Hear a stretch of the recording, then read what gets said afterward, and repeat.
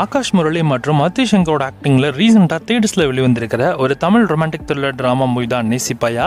இந்த படத்தோட ஸ்டோரி கான்செப்ட்லாம் ஓரளவுக்கு ஓகேவா இருக்குமாம். இந்த படத்தோட ஸ்க்ரீன் பிளேம் கொஞ்சம் லைட்டாக டிஃப்ரெண்ட்டாக இருக்க மாதிரி சொல்லப்படுது. ஸோ இந்த படம் இப்போ ஒரு வழியாக நமக்கு ஓடிடியில் ஸ்ட்ரீம் பண்ண போகிறாங்க. கிட்டத்தட்ட 4 மாதம் ஆச்சு இந்த படம் ரிலீஸ் ஆகி.